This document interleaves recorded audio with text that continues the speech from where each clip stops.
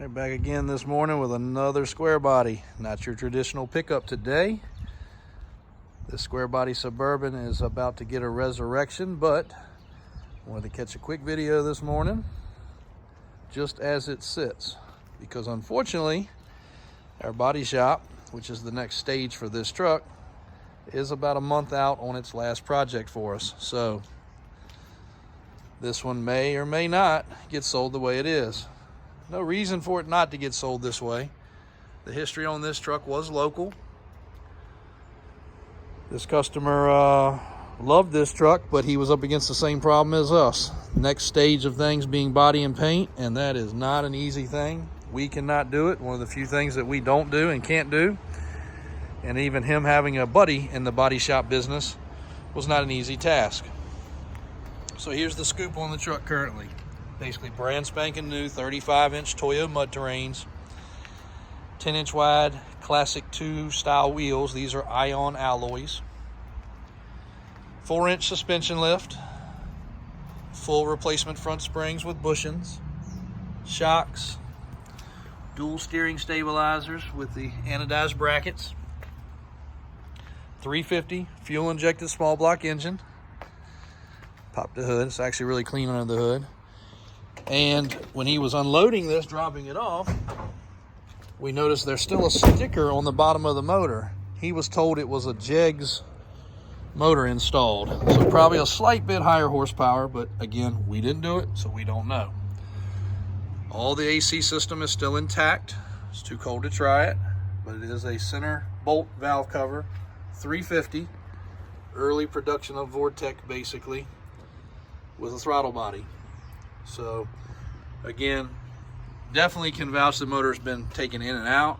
Definitely had a sticker on the bottom of the oil pan that said, you know, make sure to put oil in it and all that. So it is a replacement engine. Still got the regular manifolds. And again, this is pretty much original and raw under the hood. We haven't done much of anything. You can see a close-up of the chassis. We didn't put any paint on anything. We didn't hide or cover up anything. It is an original red truck because you can see the firewall under the hood. It does appear the hood has probably been replaced and jammed at some time, or either that's just where the felt used to be. Oh, there you go. Jasper sticker right there. There's your number. You can call and check it out. Again, one done yesterday. So here's where we stand with this truck. Came in, running, driving. The man said he drove it at least once a week with his daughter. Had just put a brand new fuel tank in it because somebody helped themselves to stealing the fuel out of it by drilling a hole in the tank. That's a new one. So brand new fuel tank. The exhaust is fairly new. You can see the fuel tank is new.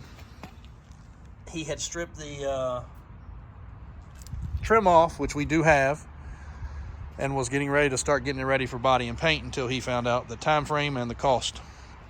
So what have we done? We've gone over the truck. It needed a window replaced. All of the door locks work. Currently all the windows work. I say currently because these things, obviously, like anybody knows, they're temperamental. The dash pad appears to have been replaced, but the pad is nice and clean. We didn't armor all the door panels. They'll look great if we do. It's been repainted before, as you can see from the door jamb right here. But the bottoms of the doors are very solid. The rockers are bubbling right here. And you got the regular rust right here in front of the tire. Behind the tire, itty bitty bubbles right here. It's hard to see because of the moisture today, but those are bubbles. And the top surface of the paint are faded. This side not quite as bad, but still getting a little bit of cancer right there in the bottom of the door. Other than that, very solid. The interior on this truck is very complete, and we do have some extra parts we've ordered for it, such as the trim right here, the trim for the dash, but the seats are very puffy and plush still. Does have the third seat in the back, but that is a leather seat, not the cloth. Headliner's in good shape. Dome light works. We did order the cover for the dome light. We lubricated all the doors as they were apart. The back window works properly. Tailgate works properly. It is a rear defrost rear window. We've changed the oil, and we've checked everything for a proper state inspection. We are going to send it to our third-party shop that does our inspections, and it will get a brand new state inspection. This truck's got the original inner fender still, because of the fact that's your factory liner. Not that somebody couldn't have switched it over, but they typically don't. And this is normally completely rotted out. It's starting to get a little bubbles right here, but that could be covered up with some spray paint very easily, or undercoat. Floor pans are excellent. Again, I bought this off of a trailer so I could see underneath of it. Excellent shape as far as the guts of the truck. We are getting ready to replace that headlight right there. It works, but it's dull. And while it's on the rack at the inspection shop, they will check the brakes again. They'll check the steering again. We have been driving it all morning. It actually tracks great down the road. Steering wheel centered. We tweaked the alignment just slightly to make sure the steering wheel was dead on. With the lift kit, things do shift and settle. Still has the front balance under the bumper. This is a very complete specimen, and that's why we would not mind going to the next level of body and paint. And then our other ideas, no secret, would be to go to our 8-inch kit system, upgrade the steering, and do a set of extra wide offset wheels and boggers, tint the windows, and then of course dress out the interior. We really don't have anything else to do. Maybe dye the carpet slightly, but you know, the areas that are not sunburned are great. These areas right here are a little bit sunburned, but you know, some dye would take care of that. Center console, rear AC and heat system. Again, a really, really, really good specimen. I'll jump in it and take it around the block real quick. Factory radio. And you will notice that right there. We're going to check that also. Did not have time yesterday to check that. 31,000 on the odometer, and as everybody knows, a 5-digit odometer, that's not going to be accurate, so it's going to be sold with exceeds. A lot of people just throw a 1 in front of it. That's not the proper way to do it by law. We have to sell it as exceeds. What does that mean? It exceeds the mechanical limits of the vehicle because it does not have an extra digit, so you can't write in an extra digit.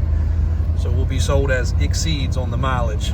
Temperature gauge works, oil pressure gauge works, voltage gauge works, and as you can see from the steering wheel, this is the bumpiest area we got, but she's very straight, going straight, very straight.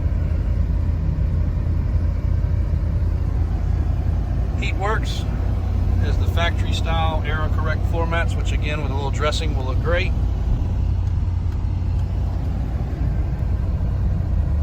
A good running driving truck. So for those that don't know, the Suburban body style, we have a huge argument on a lot of our posts, stayed this way. Last one of these was a 1991.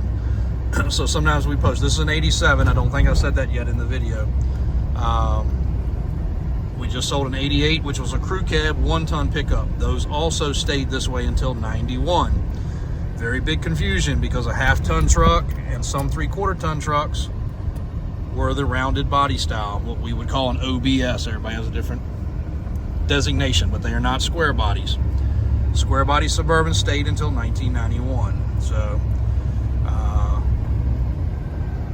for that rumor there, and the Blazers, the K5 Blazers also stayed the classic body style. So this is a very good specimen.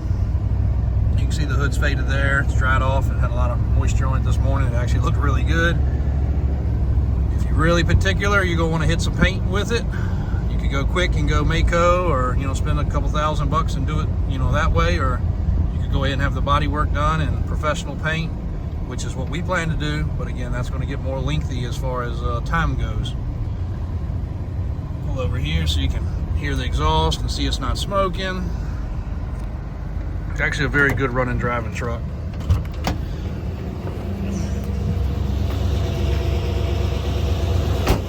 Not loud and obnoxious.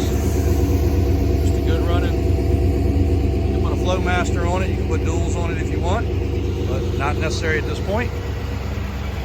But here she is, running and driving.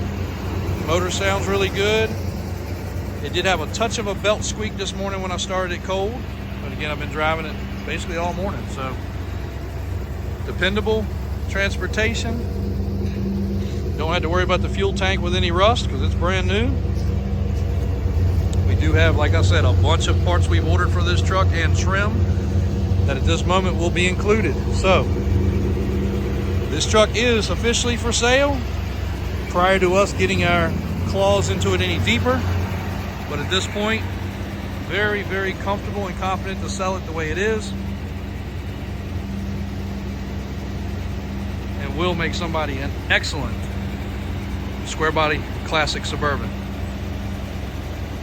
Even the way it is right now, it's looking good. Like I said, with a little dressing, which we don't want to do dressing because of the fact we're going to paint it. Why is that? Well, Armor All and tire shine are a body man's worst nightmare. So we have not done any kind of dressing for that reason. Chassis is excellent. Those lines are for the rear heat and AC. You can see right there the. If somebody wants it in this form, we don't mind go ahead and doing the dressing and the undercarriage spray. Kind of build a bear at this moment. You can pick it the way you want it. But she is up for grabs. Check the website, davis4x4.com. I should have got a little bit of a video of the short bid square body over there, but that's a nice truck as well. If you got any questions, feel free to reach out anytime. davisautosales.com, davis4x4.com, and Davis Drives on YouTube.